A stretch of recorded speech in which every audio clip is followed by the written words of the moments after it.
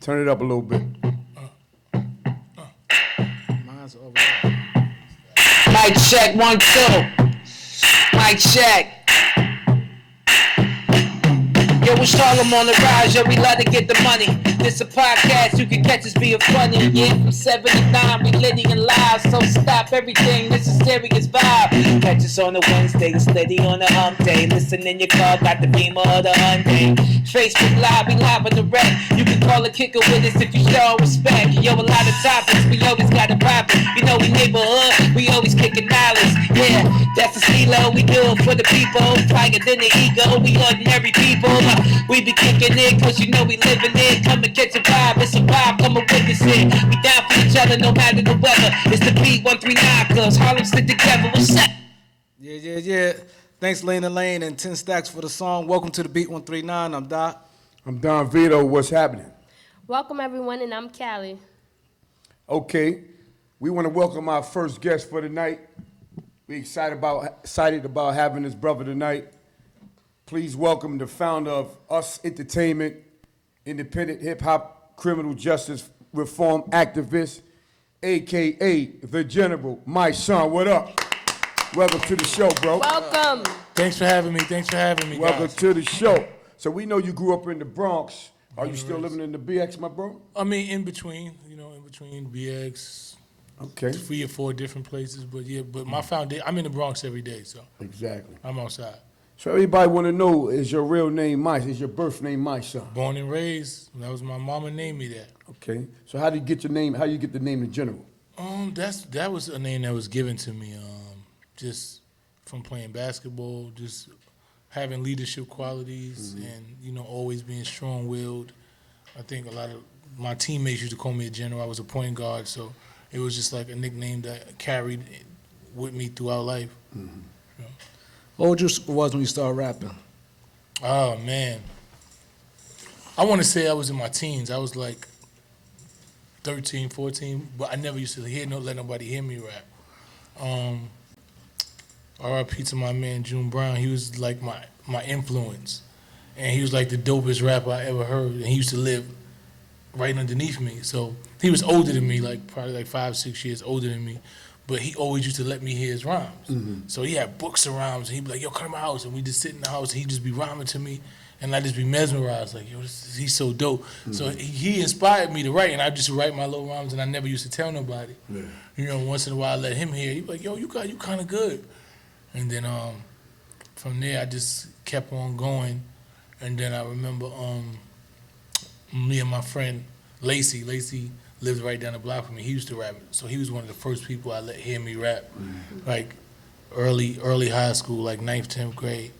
And then I used to keep it under wraps. And then to one day, one of my OGs, I that used to be with Original Flavor. He was like one of the nicest dudes I heard rap too.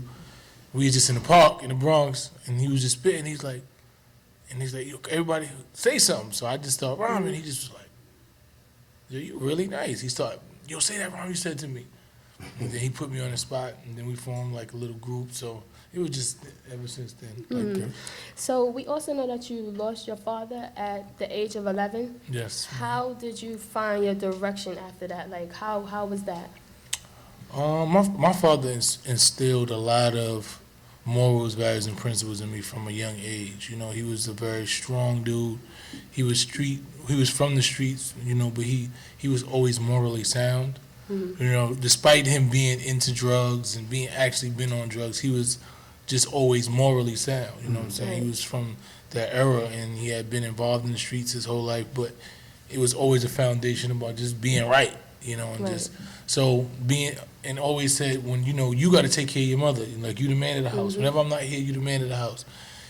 So when he died, actually on my couch in my house. Oh wow, I know that we was found hard. him. Yeah, it was hard. Finding him the day after his birthday on the couch, because we was at my grandmother's house, and we went. And it's crazy because the night before that, 2 nights before we found him, I had spoke to him. He was like, "I'm gonna take you shopping. I'm gonna go buy you some sneakers, whatever." I'm like, "All right, Dad, thanks." Because him and my mother wasn't together, right? So he was in the house, and we were staying at my grandmother's house, and he was like, "I'm gonna take you to buy some sneakers tomorrow." So I called him the next day, and he didn't answer the phone. I'm like, that's not like my father. Like, he told me he's going to do something. If he said he was going to do it, he's going to do it. If he wasn't going to do it, he would have been like, nah, I can't do it. Right. So, I kept calling all night. He didn't answer the phone. And then I was like, something's wrong with my dad. Yeah. I remember just busting out crying in my grandmother's living room, telling my mother, like, something's wrong with my dad. He's not answering the phone. He's supposed to buy me some sneakers, and he didn't even answer the phone. Something wrong.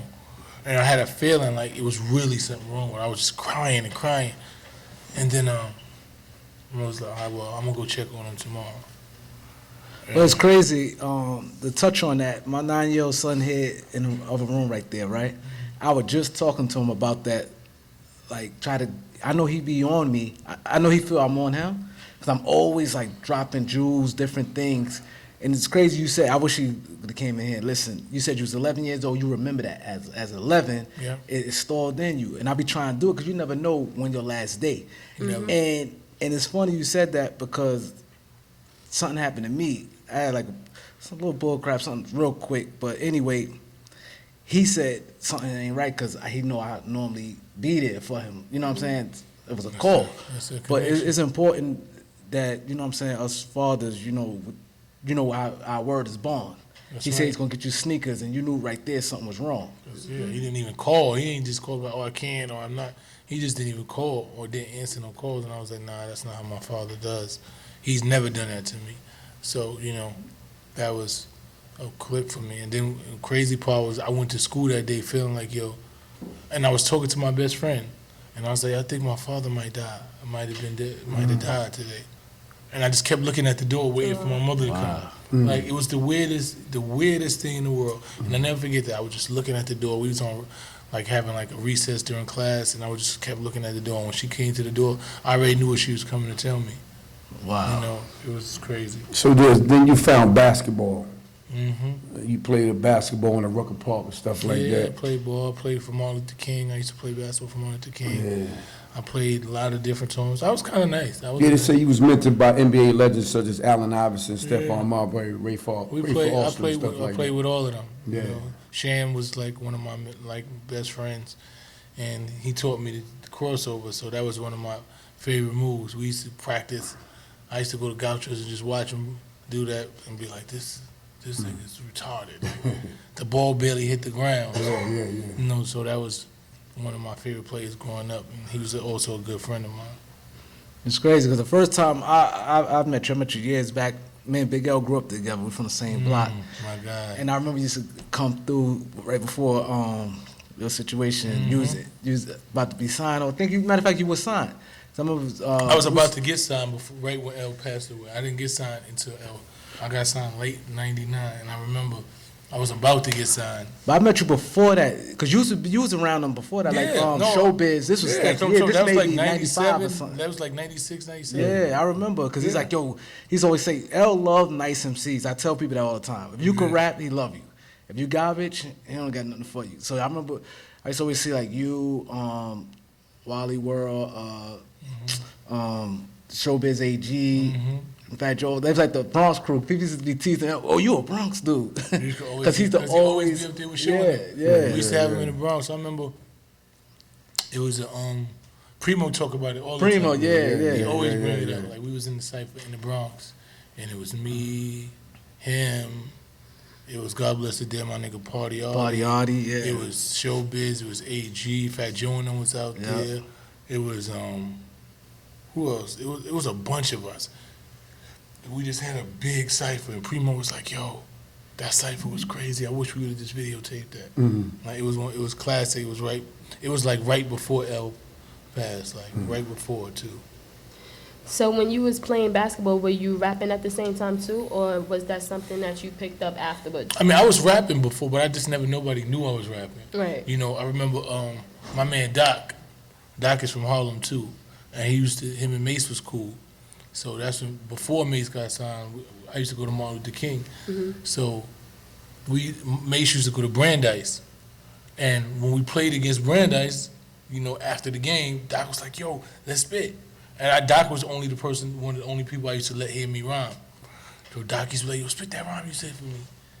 And I used to be kind of shy. He would, come on, spit it. Then Mase would spit. And that's the first time I met Mase. We was in King gym, and we was just going back and forth spitting.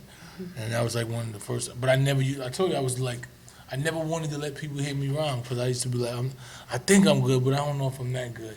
Because I always thought, I would hear them be like, I don't know if I'm that good. And the people like, nah, you crazy, you nice. So then I started building my confidence up.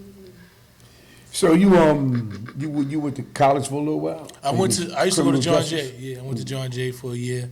And you studied criminal justice and stuff like that. Yeah. That's where you got a lot of your knowledge and stuff like that. Your stuff you be I was talking about, always man. smart, I believe. Right. You know, I was always I always wanted to know stuff. Like when I was growing up, being dumb wasn't cool. You know what I'm saying? Like they celebrate dumb shit. Like, oh, you dumb, you cool. Like, nah, I never wanted to be dumb. I wanted to be whatever I was. Real to me was being smart, being thorough, not being soft. All of those things was things that came hand in hand with me. So, you know, a lot of times I did though. I was in like a lot of top classes, and a lot of my friends wasn't. So I would be like, they were like, oh, you like a nerd, because I was having 90 average, but you know, I was still a thorough dude in the street. I'm like, I'm not gonna be stupid. The fuck I'm gonna be stupid for? Because no, I'm not doing that. They stupid. Yeah, like I'm not doing that. You know what I'm saying? So that was always something I prided myself on, being, you know, being a thinker and wanting to learn. You know? It's crazy. All right. So let's move up a little bit. So down the line, after you related to a lot of dudes in the rap game that's doing their thing from the street to the industry and stuff like that. You know, you had a little touch with going to prison and stuff like that. Right?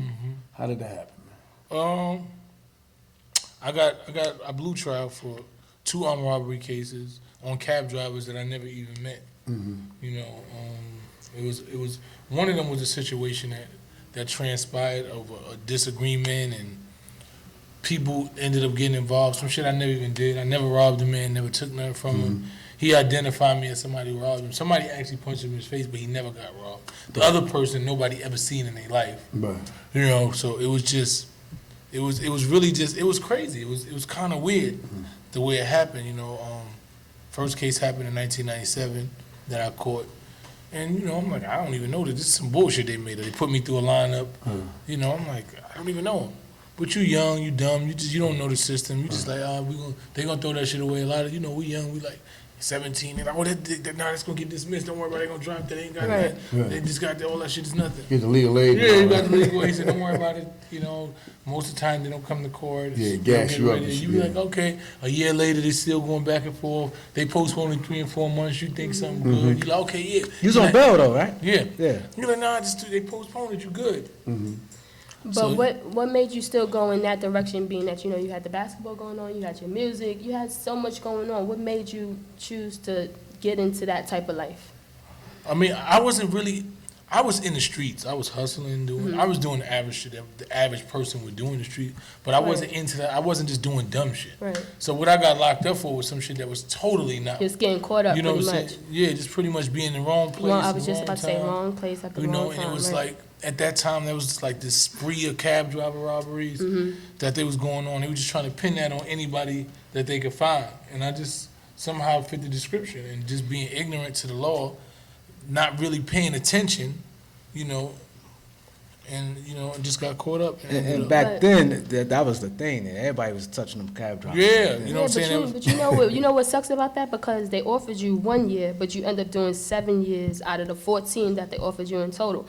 So that's kind of crazy. How did you end up doing 7 when they only offered you 1? Like, Because the offer is what- for you to just cop out. You know what I'm saying? So when you innocent, you like, I'm not copping out for you. You crazy? Right. If you got 2 armed robberies that's fucking, and you offer me to do 1 year, I know y'all don't got nothing. Like, what the fuck? Yeah. You know what I'm saying? I didn't do That's nothing. Like, you common sense, can't, like, you offer me to do 1 year for this? No, I'm not. I'm not taking nothing. I didn't do it.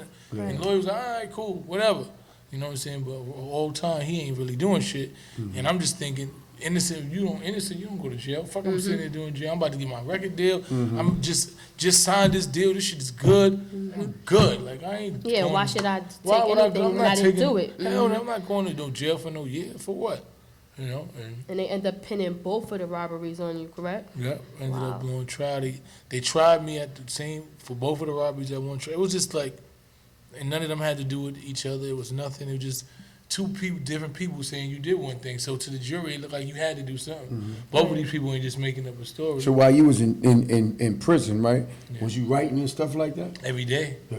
Working out, writing, just preparing. Because my motto was, listen, man, every day that you in prison and you don't learn or you don't grow, the system beat you. And I wasn't going to let the system beat me. If you don't learn something, you don't grow mentally, physically, emotionally. Like, if you're not strengthening yourself, that when you get back out to society, that you're able to contribute better than you was when you got there, then they beat you. And that's important you did that because a lot of people feel like, man, I ain't do it and just be on some other shit. Yeah. Like, man, fuck They this. be I ain't bitter do it and- yeah. and be on some, like you feel like, damn, my rap career's right here. 7 years. Like, man, they ain't looking that far. Exactly. Nigga, like, man, I'm going to do me and being here doing whatever. That's For you a to fact. stay focused is But I say this all the time, man. If I would have went to jail probably 2 years prior, that would have been my mentality. You know, by the grace of God, that whole year before I was in prison, right, even before I got signed, like from the whole 98, I was in the mix. Like I had a bidding war, I had Jermaine Dupri flying me to Atlanta, Diddy wanted to sign me, Rough Riders wanted to sign me, like, so, and I was moving around. That was like the first time I left the hood. And I started seeing life, and I'm like, damn, it's a lot of shit going on. I'm chilling with Allen Iverson, I'm here, we in the clubs, I'm like, I realized I had shit to live. I'm like, damn, it's way bigger than just the corner and High Bridge. You know what I'm saying? The world is big. It's so much more shit to do. And then it changed my mind frame. So I was like, damn, I created something in a year. Like I'm not staying here. Yeah. Like this, like I didn't adapt to my surroundings. I made my surroundings adapt to me. I was like, I'm just visiting here. I don't give a fuck how long I'm here. I know that I got a different purpose here. So I'm not getting caught up in the prison politics. I'm not trying to sell drugs in here. I'm not gambling with you niggas. So I got to stay here another 10 and 15 years for hurting somebody. Like I'm just not doing it. Did the dudes that you was like in society that you was affiliated with, that were cool with you, support you while you was Yeah, going? man, a lot of them did. That's another thing that's big yeah, too. you know, I had a good You know what I'm saying? support Give you system. that hope, let you know when you come home, champ, we got you. So while you're in there, you just preparing to come home, educating and And that's writing what it and was, getting ready. man. I had a real strong know? system. My man Tone was with me most of the time. A lot of my other friends was there. My mother was there. You know, my wife was there for the most part. I still had a son. My son was like 1 year old when I went to prison. So I had too much stuff to, you know. And fortunately, when I first went up north, I went to Sing Sing. I was in Sing Sing for the first 2 years. So I was getting visits regularly, pretty much like every other day, if not every day. So I was still in tune to the street. My mind was still like, nah, I'm not preparing just to be a jail nigga. Because that's, a lot of dudes get there. They're like, all right, I done blew trial, fuck that. Let me lace my sneakers up, I'm going to get this ox. Shorty, you going to bring someone to visit. I'm going to the yard. Listen, this is how it's going to go. Like, that wasn't my mind frame. You know what I'm saying? So, but I'm saying if 2 years prior this would have happened, that would have been my mind frame. Right, because I'd have been like, I ain't got nothing going on. All I know is my drug street, like I got to make that here. You know what I'm saying? So, by the grace of God, that wasn't my reality. That's good. Like 7 years, you feel like, man, I still gonna have a career when I get out. I'm just gonna have a life, whether I have it. Because people like, yo, you gonna go? I'm like, I don't know. I don't know what's gonna happen. 7 years, life change. Yeah, it changed. You know what I'm saying? How many artists you seen still relevant after 7 years? That shit is not, you know. And I never even dropped the album. I didn't do this. So it was like, it was a double-edged sword. It was like, you can be a new artist. You know what I'm saying? You got to, because you never really dropped nothing. But if you would have dropped something, then it would have had people preparing for you to come on, because they're like, yo, this first album was dope. I never released my first album. You know, Def Jam still got the rights to that, and it never was released. So they didn't even give me an opportunity. It was like, I could have, if they would have just gave me an opportunity, like, yo, we're going to give you a month and you got to turn yourself in, I could have shot videos. I could have They didn't give me nothing, none of that. They just, straight from trial, boom, you going in. So, That's crazy. You know what I'm saying? So it was hard, but, you know, I just had to figure it out. Yeah, you have a caller. Hold on, you have a caller, I think from Idaho. Caller, you here with Mysonne? Yeah, I'm gonna ask my son if he's familiar with Hassan Campbell. Of course I am. Yeah, what's up with the beef? Did y'all squash the beef? He said you called him. Yeah, we didn't. It wasn't no beef, man. Like, listen, a lot of times it just be misguided energy. You know what I'm saying? And I don't do the internet back and forth. I'm not gonna do that. You know, I met the brother one time. He explained to me a situation with Bambaataa, and I personally was like, damn, that's messed up. You know what I'm saying? When we had this conversation, but I'm not gonna lend my voice to something that I can't personally vouch for. And I met that man one time. And for some reason, he was, you know, he wanted me to lend my voice to that and say, yo, you need to be calling Bambaataa. And I'm like, nah, that's not what I'm going to do. Because if somebody came out against me that didn't have any evidence based on something that one person that they never met, I wouldn't think that's real. That's not who I am. So I'm not telling you that you shouldn't find your own recourse in that and go about it, but that's not something I'm going to do. You know, when people ask me, I said, yeah, I met the brother. He seems sincere, but I don't know. You know, so he had his own personal tirade, and you know, people he getting on his YouTube. He needs people to hit. No disrespect to him. We had I wasn't going to do the back and forth on internet, so I hit him in the DM like, call me, let's have a conversation, because I seen he knew a few people that I knew, like real close friends of mine. So I was like, I don't want this to escalate out, because these is my boys, and you seem like you know them. I don't want this to turn, because if I see right now in my mind frame, if I see you somewhere, this is going to be different, and I don't want to do that. So let me reach out to you and have a real conversation with you like, man. And that's what happened. He apologized the other day. He said he jumped the gun because he said he respect you and he loved your movement you was doing. So he jumped the gun. He thought that you can really help him. But like you said, you don't got enough evidence. Yeah, when you don't have enough evidence, you cannot do listen that. To me, I think he understood that. Yeah, you lose your value when you talk about stuff that you don't even know. Yeah. You know what I'm saying? And I'm saying, oh, he did. I'm not going to call nobody a pedophile and a rapist that I can't personally vouch for. Like, that's the worst crime in the world to me. So for you to be able to call you that, I got to know that happened. Not somebody that I met yesterday, whether you even sound sincere or not. If somebody asks him, I'm going to say, yeah, that's what the brother said to me. I don't know. He seems sincere, but I can't tell you yes or no. Here you go. Yeah, we got another caller from Philly. State your name. You here with Mysonne? What's going on, my son? This is ZX1400, man. What's going on, beloved? What's going on, Doc? Hey, man, listen. The first time I got turned on to you was on the Bull show, where you did the freestyle. Okay. And I'm like, you know what I'm talking about. Yeah. I mean, and it was fire. I was like, wow, haven't heard nobody like that, like since early, like young Hov. You know what I'm saying? Like, it was really popping. And I just want to know why you ain't take that rap, that show that you did on this show, and put some music behind it and put it out there, because I get tired of watching the video. It's like the hottest thing I've heard in a long time. I just need some music with it and cut some people out of it, and I'll buy that. I think it was, to me, it was what it was. You know what I'm saying? I didn't want to, like, when you make something that's historical like that you know, transcends past what you even thought it was going to be, you just got to let that live for what it is. You know, I didn't want to say, oh, all right, people like this, let me take this and make it into more and try to dilute it, because it was raw, it was for that. You know what I'm saying? And it's still getting that same love from around the world. Every time somebody hears it, gets that same effect. So me personally, I just was like, that was what it was for. You know, it's like when you hear the Locks and them rhyming on Hot 97, and they try to take the rhyme and put it on the song now. It ain't the same.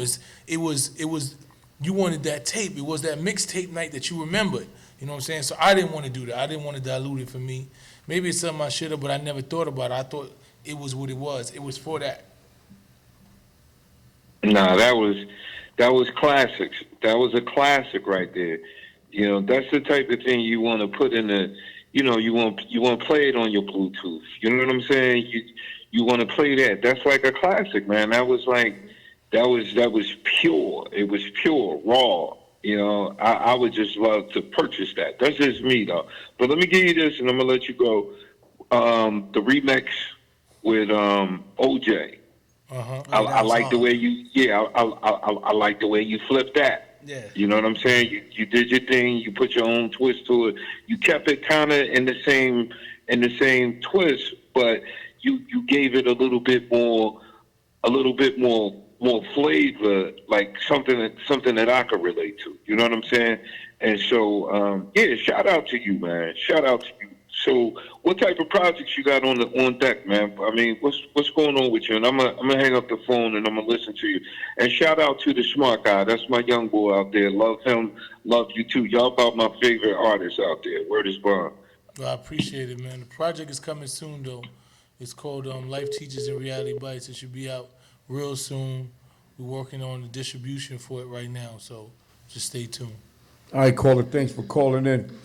So moving forward, you know, it's a lot of community stuff that you're doing out there, man. Outside of the basketball, outside of the rap game, you know, a lot of people like praising you out here as a younger brother, as an activist, man. You know, a lot of brothers are really looking up to you, man. You know, and I know you hear about it, but your name is all over. You're from the Bronx, but all of New York and even out of town, they're looking up to Mysonne because of the knowledge you be spitting. And like you said, you always wanted to be smart. You ain't want to be with the dudes that didn't want to be smart. Mm-hmm. So let's tell us a little bit about that. Your work out there as an activist, moving around, you know, spreading the word.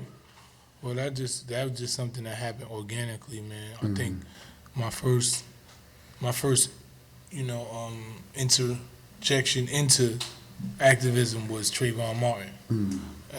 I was shooting a web series that never actually came out. Before all the web series started, we were supposed to do one. It was called South Brooklyn, and we was in Florida actually. We was shooting like a scene out there, like we was going to meet some drug dealers, a drug deal and whatever.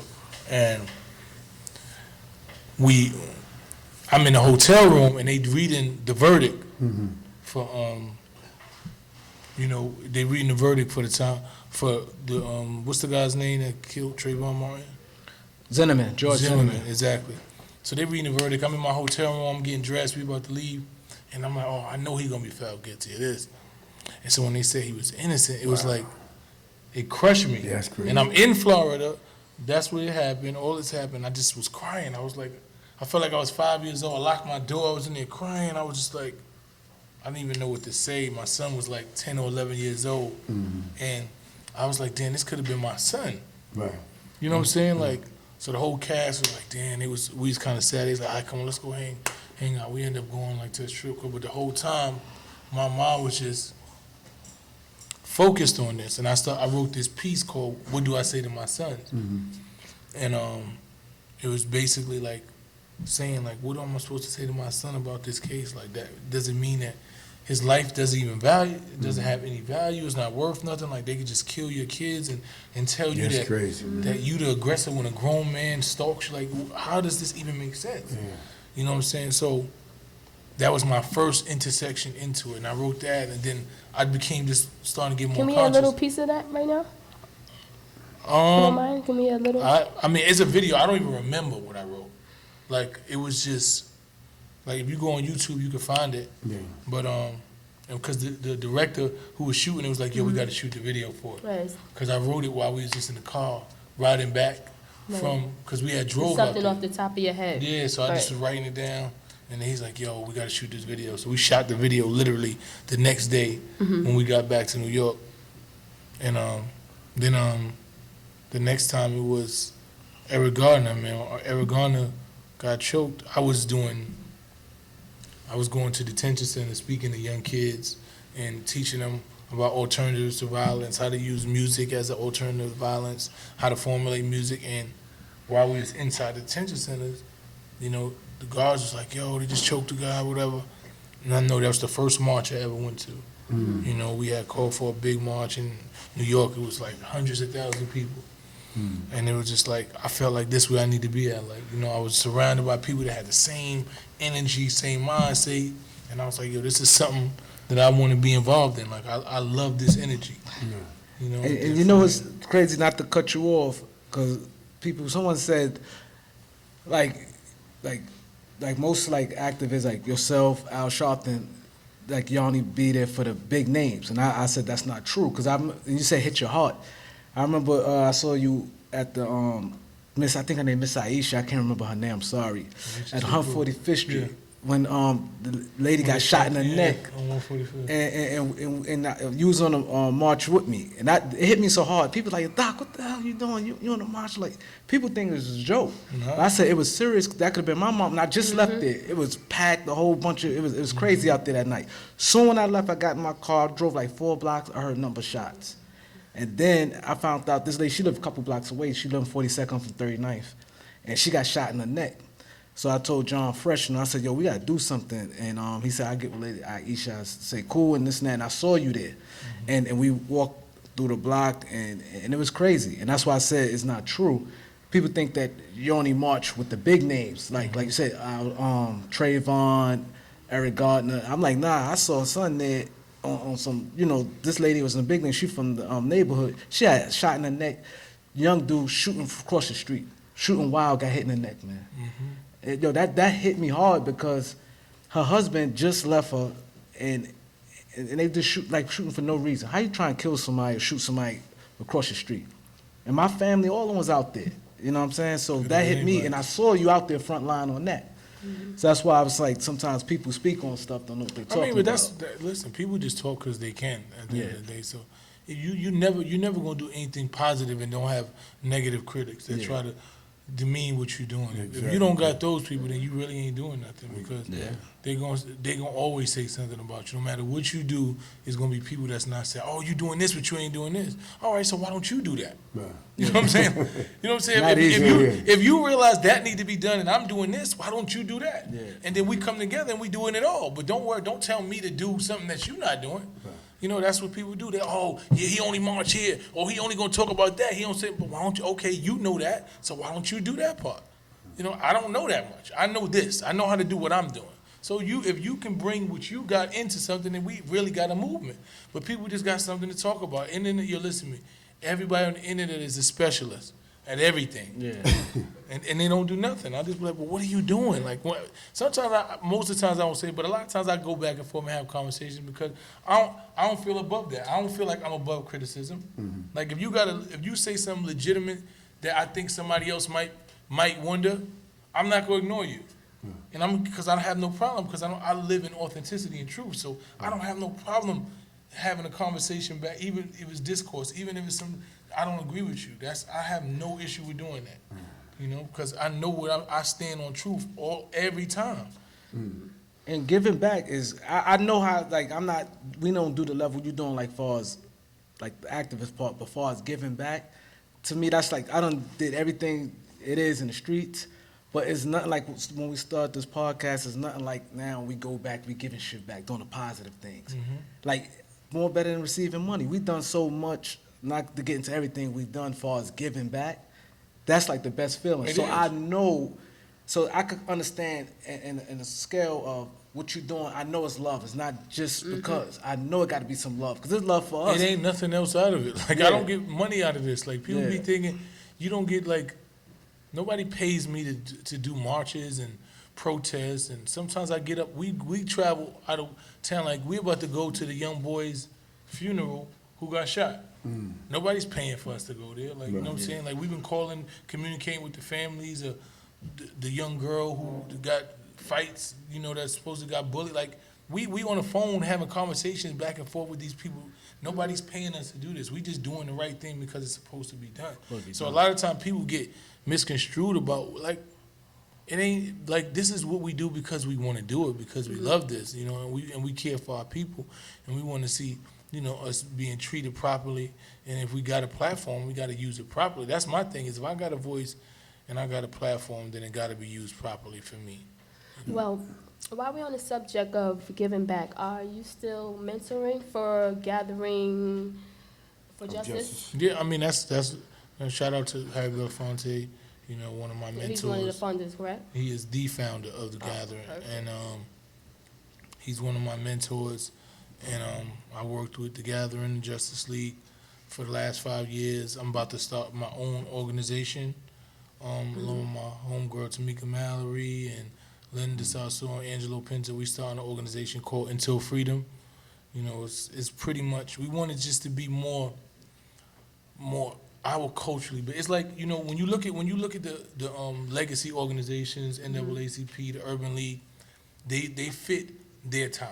You know what I'm saying? And they still are relevant. Like what they do for our communities is unmatched. You know, but I think that there needs to be a movement that's more currently cultural. You know what I'm saying? Like that more fits what it is that we do. Like I don't walk around with suits all day. You know what I'm saying? A lot of people that want to follow me don't want to do that right now. They haven't evolved into that. Or this is with the culture. The culture is more hip-hop-ish. Right. You know what I'm saying? And I don't think there's an organization that really fits what it is, but still has that same passion. You know, this has the same passion to want to be involved, because a lot of people think to be a civil rights leader, to be an organizer, to be somebody that, you know, you have to look a certain way or sound a certain way. And it's no, you just got to have the want, the will to want to do good for your people. Like I tell all the time, I go to strip clubs, I go to clubs, and I remember DJ Self was like, yo, what you doing in the club? I'm like, I'm doing the same thing you do. What are you talking about? You know what I'm saying? But you like, I'm like, what do you mean? I mean, you like a civil right? You ain't supposed. I'm like, I'm not a preacher. Yeah, you know what I'm saying? They get Like, it twisted. you got it yeah. twisted. It don't mean that you nothing, that you a preacher because you want to fight for our rights and I want to see the right things happen for my people. Nah, and that's why, and that's the thing that a lot of our community thinks. So they don't want to be involved. They feel like if I'm doing anything that's remotely not on this straight path level, I can't do anything or speak towards, you know, the liberation of our people, and that's not true at all. They're not You know educated. That's the thing. Exactly. It's They not about educated. evolution. Everybody evolves at their own pace. I'm not here to tell you how to evolve. I just know as long as you morally sound, you're going to evolve into what you want. A lot of the dudes like us, we evolved from the streets. But our moral foundation was always strong. We didn't want to be. We wasn't trying to glorify the street. We seen it as a means to the end. We didn't. Nobody told us how to do anything else. The only form of success we seen was the drug dealing. The people doing those things in our community. That's the only way we thought we were supposed to get money. So Exactly. when we seen something else and we started to realize that we was taught wrong, we changed that because our moral foundation was strong. And that's what I want people to do. People are like, oh, you want to play both sides? Nah, I come from the streets. Right. I can relate to the people from the streets. I understand the code of the streets. I understand all of those things.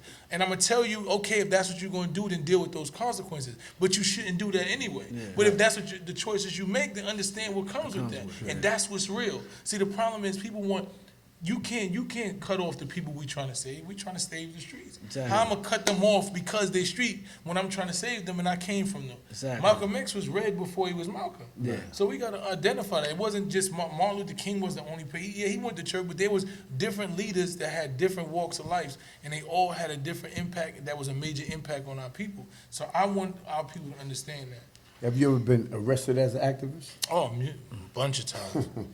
but the arrest of the activist just feels so much different. They do, yeah. Like when you get arrested for doing something right, Yeah. it don't have no pain. It's like however long I got to sit here, I'm good with this because my soul is right, and I know I'm doing the right thing. So whatever it takes, cool.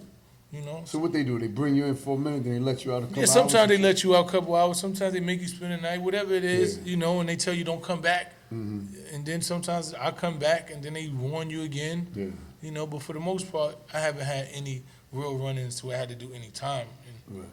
So. But the education, sorry, Callie, but the education is definitely important that people need to know, like what you're doing. Because like I said that day when we walked, he was like, Doc, what the fuck is you doing? Like, I'm like, what do you mean? Why? So, like, Yeah, why? Like, why ain't you making not sense. doing it? Like, I see what you're saying when they saying like the hypocrite part about it. You know what I'm saying? So I was still like active at the time, but I'm like, yo, it ain't making sense. Yeah. And then, But like, I felt so good that day. Yeah, and then The that's feeling I got part that of your day. evolution. Exactly. Like, people want you to stay one way, and that don't make sense to me. You don't get to define who I am.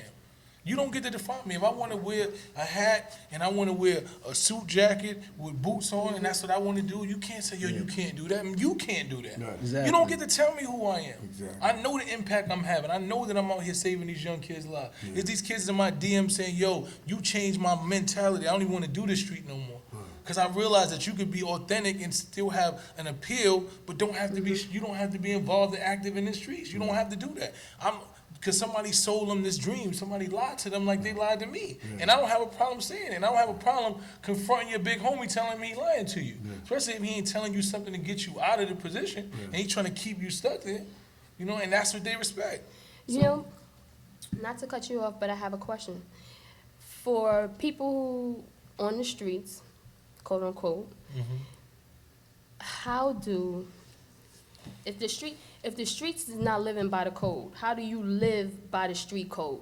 Like, do you still keep your word even though the street didn't keep their word? Like, what do you do in that type of situation? Like, you know, like, how do you justify yourself from there? Like, if you're on the streets, you chilling, you know what I'm saying? Something breaks down, everybody leaves you, everything, however it happens, you feel alone. You feel like everybody left you. But when it comes down to like, you know, when your back is against the wall or whatever, and you feel like, okay, now I have to tell or I have to snitch, you know, because there's a lot of people talking about snitching and this and that, and I wanted to talk a little bit about that. When is it okay to say, okay, I'm throwing the towel in? I do want to tell on this person because this person didn't have my back, wasn't there for me when they were supposed to, along with everybody else. So do you still stay true to the game and true to the code, or do you look out for yourself? That's the question. The bottom line is this: you're a man before you anything, Right. and your actions and you being accountable for your own actions doesn't have anything to do with somebody else keeping it real with you. Right. Now, Absolutely. if you make a decision that you get involved in a lifestyle and you deal with that and you know you profit off of that and you involved in that and you get all the accolades that come with it, the consequences come eventually. That's part of the game. Of course. So definitely. the bottom line is to get out before the consequences come. Right. Now, if you don't get out before the consequences come and you get caught up and they say, okay, we got you doing this, but we're going to do this if you tell on him. So that means you don't want to deal with your own consequences, but you want to make sure that somebody else deals with theirs. Right. That's being weak. It don't have nothing to do with what they loyalty to you or anything. You got caught for what you got caught for. They caught you for, they can't charge you with nothing that you ain't doing. Right. So the bottom line is, it's not about you having loyalty. When people talk about 6ix9ine, oh, they was doing this to 6, no, 6ix9ine was calling hits. He was putting hits out as a, yo, hit this one. They was shooting, they was doing things that he was saying to do. That was his part in the crime. Right. So the bottom line is, when they turned on you, that's part of the game. Right. So you understood that from the part of the game. When you in the streets, you understand you got to be conscious of who you around at all times. You got to be conscious of that. So you can't take the good that come with the bad. If you a lion, if you're not a lion and then you're in the jungle, then nigga, you're going to be prey. That's part of the game. So understand that. So if you don't want to be part of the prey, then you got to make sure you're the lion or don't be in the game. So the bottom line, he became the prey. You thought it was cool. You was calling hits. You was blood. You was running around with them. They made you look strong. You was going to city. They had to vest up to make sure that you can walk through these streets. So now when you stop paying them, now the wolves is like, yo, where this money at? Like, you ain't going to just throw us off now, or we not good enough for you after we done took bullets and took penitentiary chances from you. Now you become a prey. Now you like, oh, you know what? All this shit I did, I don't want to deal with those consequences, so I'm going to tell what they did. It ain't about, see, that's why I tell people, it's not about criminal, it's about integrity. It's your own integrity. If you don't have it, the bottom line is, if don't get involved. It's like, you can't go to the army, right? And you in the field and you shooting and everybody's shooting and then they catch you and you gonna be like, oh no, that's part of engaging in war. Right. You're a prisoner of war. You gotta deal with those contracts. When you in the ring in MMA and they kicking and fighting, you signed up that contract. You can't call the police when a nigga beat you to death. That's what the streets is. It's the same contract. So you can't get involved in it if you don't want to deal with the consequences. Like you said, snitching, all of these things come with it. So the bottom line is, you can snitch, but they gonna call you a snitch, and you gotta deal with what comes. Deal with it. That's it. Like, we can't tell you can't. Who gonna tell you can't snitch? But you can't tell us that you not a snitch. That's what you are. You gotta take that label. Whatever comes with that label, you gotta deal with it. If you want to justify it, you can't justify it to me, because I know better. You know, so it's a difference. All right, caller, you my son? Hello? Caller, yes. Yeah, how you doing, man? This the beat, right? Yeah, it's the Beat 139. You here with my son? Yeah. Okay, no doubt. Yo, Mase, what's going on, family? How you doing? How you doing, King? All right, I see what you're doing, man. You're doing a positive thing. First of all, let me shout out my girl. It's like my sister, Calissa. This Big Ross. How you feeling? Oh, what's going on, Ross? How you doing, brother? All right, how's everything? I'm good. I had to call in and check on. I'll be watching the show, supporting. You know how that go. I just wanted to ask my son a question pertaining to something real quick. Yeah, Mike, my fault. I was just working out. Question I wanted to ask you pertaining to this thing with this dude Troy Ave. I've been doing some research, bro. And I'm finding out that basically that these prints was found on his clip, on the inside of this hammer. You understand what I'm saying? And I'm only speaking on things because they already documented. You know how how street niggas do. We just talk You about said he what did already what? I happened. can't hear you. He Because did it's all what? good. So I'm saying that if these fingerprints was found on this clip, you understand what I'm saying? Then basically nobody got to really say nothing about nothing because we all know it's a wrap. It's a closed casket. Once some clips once some fingerprints is found on the clip, that gun is that person's according to the law. You know that, right?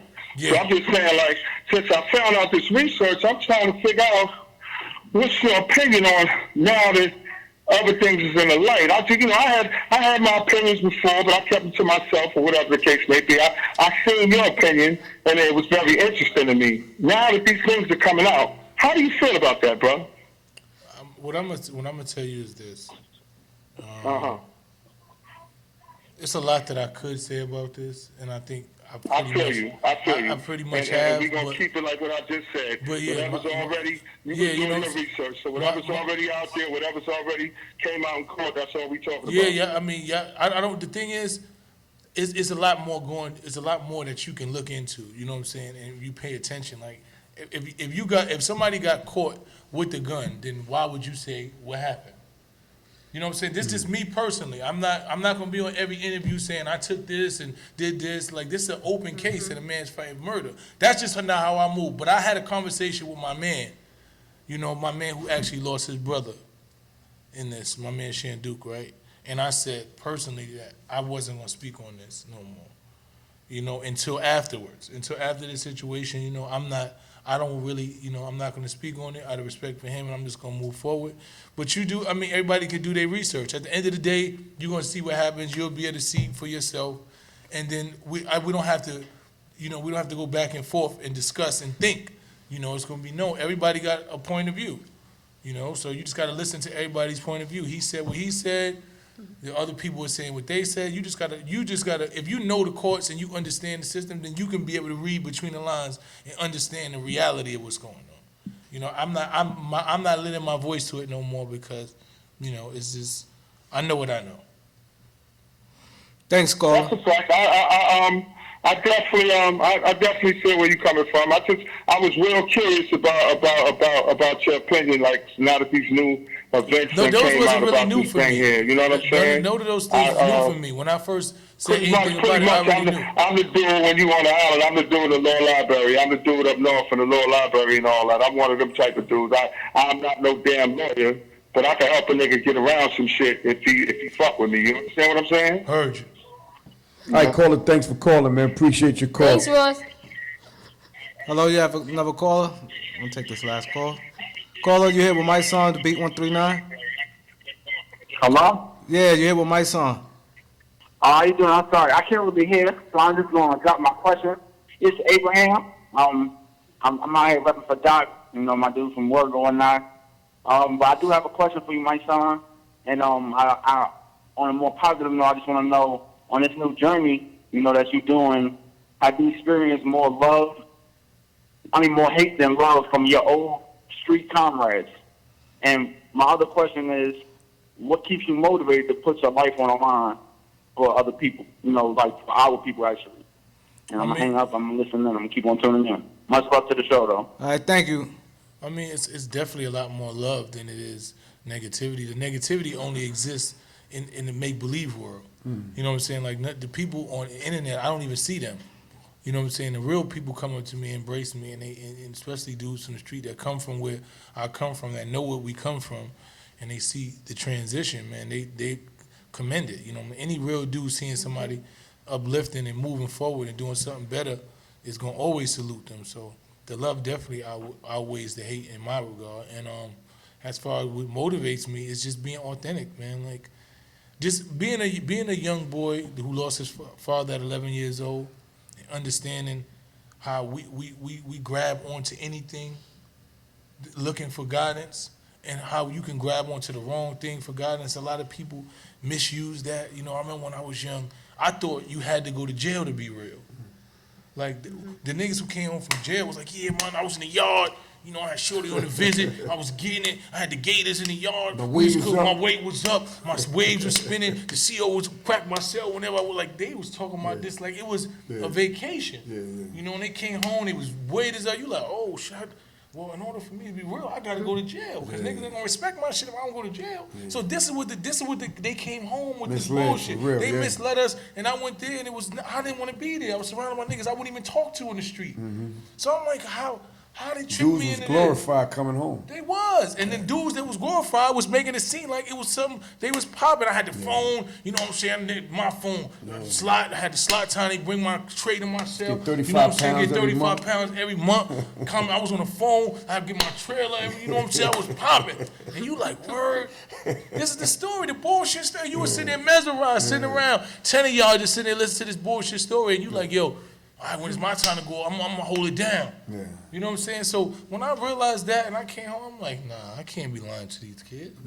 And every time I see a nigga, yo, what's up, man? We's locked. Yo, I don't care about none of that. The only thing good about being locked up is that I made it out. Rest of that shit, I don't even want to talk about.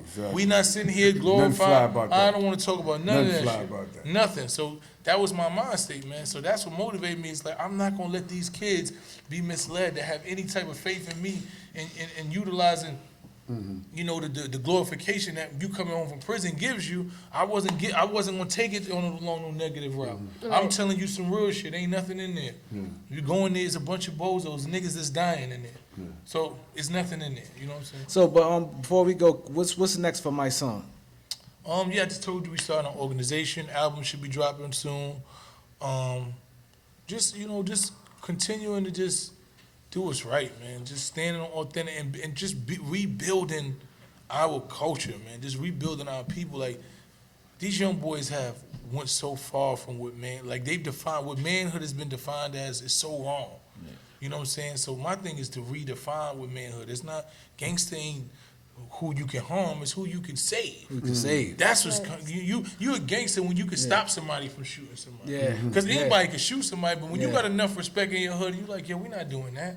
Like, nah, we look, we bigger than that. When you can motivate people to do something better, that's gangster. And the biggest thing about it, we hurting our own kind, man. Exactly. Come on, man. We hurting our own kind. Exactly. So come on. the We ain't shirt, hurting them, we hurting us. God's work, is that's for sale? Yes, sir. God's work hats. I got sold not for sale. I got integrity over income. I got character. Where can they find that stuff? All that on my website, mysonnyg.com. Definitely go support it, because you have some on y'all buy one right now. You know? I ain't And got it. I one left more my thing wife also. took the car. The mentoring. How do our youth sign up for these programs? Because I always hear so much about mentoring programs, but it's always really hard to get children into these programs. Well, so how would they go about I'm working that? on it now. I'm working on my organization that I'm founding called Raising Kings. I'm working on just building a place to where we do mentoring. Right now, we're about to do tours where we go to different schools in different communities and just do rite of passage, teaching kids, young men about what manhood is and mentoring them and just changing the trajectory of what the And culture. where's your main location going to be? It's probably going to be in the Bronx. More than Okay. likely, it'll be in the Bronx. So I'm working on that now. So y'all definitely got to support the clothing line, man. Yeah, definitely. I mean, you can go on this website, order whatever you want. These hoodies ain't on there yet, but they'll be on there. Shout out the website again for they could know. Give them all your Mysonne. social media links. It's Yeah, the social, mysonne-nyg.com. My Instagram is mysonnygeneral.